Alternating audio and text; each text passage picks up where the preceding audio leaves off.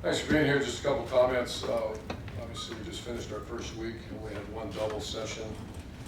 The challenge will be, it's coming up next week. This will make or break us this week. We have 9 practices scheduled for 6 days coming up. And I always remind our team to remind you guys as well that you have 29 practices before you play the first game, and basically you have 24 the rest of the year. So that's why there's such an emphasis on training camp. So our challenges are a young team and get them in game-like situations without the safety and getting guys banged up, which you see across the country every year. So that's the challenge we face. Very pleased with our first week. However, this is where it gets real. So I'll answer any questions for you. We'll start off over to the left, Tim. Urban, we've asked you a lot about who the playmakers are going to be on this team. Has someone with an Evan Spencer type of skill set stood out to you yet? Evan Spencer skill set, great. I think Paris Campbell has his qualities. Just is about as selfless as a guy. Him and Terry McLaurin have those kind of qualities. They're very good players, and I expect them to.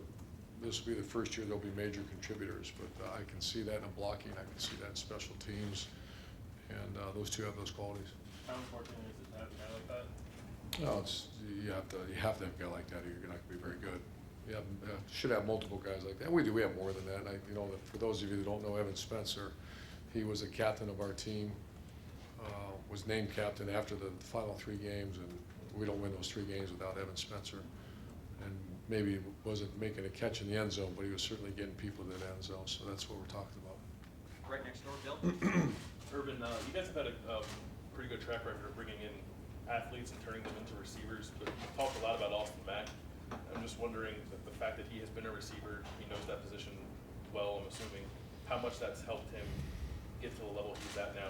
No question. And Austin's probably one of those good stories that you hear about, the 7-on-7 or the extra coaching that you get. You hear bad stories about him, and where maybe a street agent or something like that. I'll hear that stuff, and sometimes that's true, and a lot of times it's not.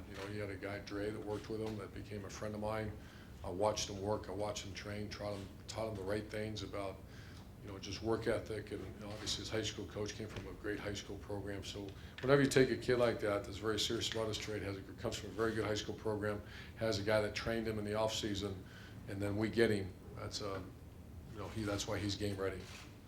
And he will play this year. Zeke did a lot of really good things for you guys. One of the things you always talked about was his blocking ability. Right. Just wondering how Mike Weber is in that regard, and maybe how much room he has to grow still. Yeah, right now it's Mike Weber and Curtis Samuel and Dontre Wilson and DeMario and Antonio Williams are fighting for that spot. But right now it's Mike and Curtis are our top 2 backs in the program, and they're not Zeke level yet. Curtis is pretty close, even for a guy that doesn't get as many reps at pass protection. Well, Mike's pretty good, and he won't play if he won't.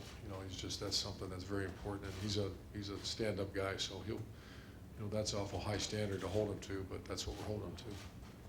Right, Austin.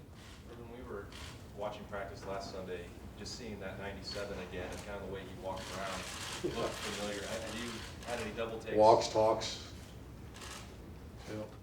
Just trying to convince the Bows to have one more. We'll take them.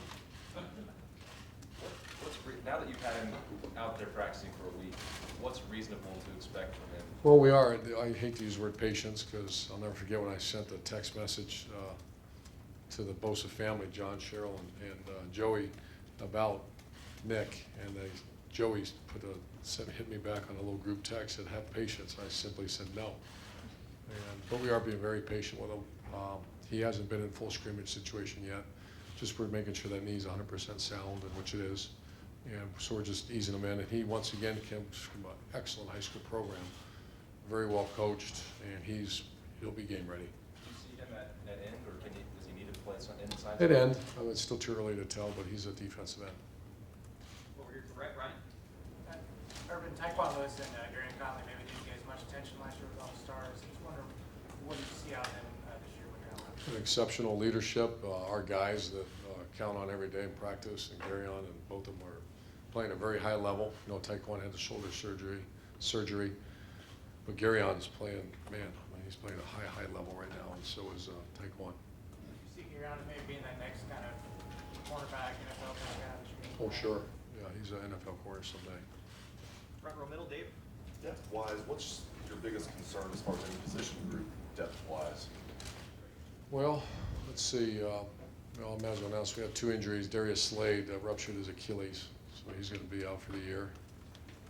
And Malcolm Prejean has hurt his knee and will have surgery on his knee, so he's out for 3 months. So those are 2 tough ones. With that said, the offensive line is obviously a concern of depth. That's where Burrell and Matt Burrell, Demetrius Knox have really got to come on, really come on. And then, Brendan Bowen has got a long ways to go, but he's got to come on too. So you just have to get depth there. The defensive line is starting to materialize a little bit with depth. Those are obviously the 2 issues. What are your punt returners going to be your primary punt returner? Dontre Wilson, I think, as of right now. And we're still watching this Demario McCall. He's a pretty talented guy. And what's haven't been finalized yet. But right now, if we play today, Dontre. Doctor will be the kickoff returner as well. If we started today, yeah. Second row right, Bill. Speed's always been characteristic. A lot of guys left. You got Wilson back. Who are the other, would you say, fastest guys? Speed. Fastest guy. Wilson, I assume, is the fastest. Wilson's very fast. On receiver, we have some really fast guys. You have Paris Campbell, Terry McLaurin, James Clark are legitimate sub 10.5 or 10.5 100-meter guys. We have 4 corners that are playing at a very high level right now, and they're fast. Denzel Ward's probably the fastest on the team. I think he was a state 200, he DQ'd in the state 100, but he got the 200-meter championship. So he's legit track fast. And you got Damon Arnett, Garyon Conley, and there's another one. Oh, Marshawn Lattimore's playing outstanding right now. So we have 4 legitimate bump and run corners. Front row right, Tim. Yeah, you touched on Austin Mack and Nick Bosa. Who else of those freshmen have caught your eye this week that you could see, you could project possibly playing? Probably a little bit too early still. I think Keandre is Michael Jordan for sure is playing. That's done. Keandre is a guy that we anticipate to play. Jason Went, the kid from Brooklyn, is a guy that might be a special teams guy for us. Receiver, Victor's got a long way to go, but we're glad he's here. Jake Hausman has moved ahead of, he's pretty close to being in the mix. So still early, but those are a couple names. Got Coop is doing very well for us. Jordan Fuller, I think, is going to play. And the other thing, with injury situations and all that kind of stuff, do you find yourself taking it easy with these players, especially in the heat, et cetera? Y'all have those water breaks and stuff like that. What has changed even for this camp in that regard about watching the health? I'm a why guy. Why are we doing this drill? Why am I doing it? Put them in this situation. Why? And I have to answer those questions. I have to. I challenge my staff, but at the end of the day, that's my responsibility. And there's never going to be a time that the safety of our players will be jeopardized. So the game is so much different than it was 10 years ago. All for the good, as far as the amount of contact, back-to-back contact days. Hard ones we just don't do. They're hard practices, but it's not the contact. So I have a whole team that's responsible for that. That's Mickey Marotti's job with this sports performance team. That we have all these GPS workload, and we measure. There's now shorts that the guys wear, and they measure the activation of hamstrings. And there's so much that we're in that's helpful for the player welfare and safety. And by the way, is Michael Jordan, is he a starter yet, or No. is that still to be determined? To be determined. Fourth row right, David. Urban, for most of its history, Ohio State's obviously enjoyed the unique benefit of being the only power conference school. Ohio now looks like Cincinnati's gaining some pretty good momentum toward joining the Big 12. That's great. I know you want the best for that. Are you conflicted at all having another? What would you think No, of having another? I'm a UC. I'm a graduate, a fan. I think they should be in the Big 12. I'm saying that without making all the research necessary to really make that comment. That's more of a fan of it's turned into a school like Ohio. My sister's a provost there, and so I know that school very well, and I couldn't be happier for that city and for that school if they do get in the Big 12. Would that impact you guys at all in terms of maybe the kids in Ohio? Oh, sure. I bet it would. That's Big 12 is a big business. And Front row, Bill. Urban, could you give your analysis of yesterday's scrimmage? You looked good. What issues Pleased with the scrimmage, you know, and I usually don't say that on the first one, but pleased with the scrimmage. I'm just gonna be careful who I single out. I had champions, and on purpose I didn't bring them in here because we did champions. I think the defense line is gaining a lot of momentum right now off the top of my head. And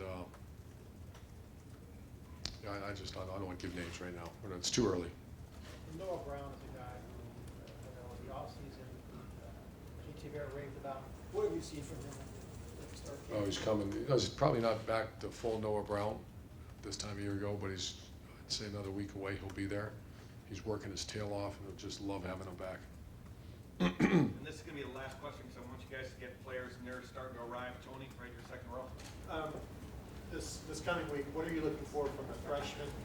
Knowing how difficult it will be for them. Is this where you really find out who's going to play this year? Well, this is the edge time. This is the first 8 practices, or 9, whatever we had. That was, every school in the country had 8 practices. We've had 1 double. I actually took off the shoulder pads the second part of the double. So I'd say we're very average right now, and then we're going to find out this next week if we cross that edge. And I'm going to watch that like a, you know, that's going to determine if we're going to be any good or not. This week will determine if we'll be any good this year. How many you think you've replaced of the starters in your mind? How many are you set? I have no idea, Clay. Not We probably, if we, I mean, I have an idea of our starting lineup right now, but I'm not going to announce it because they're not at the level that we expect. Thank you. Coach, thank you. Hey, folks.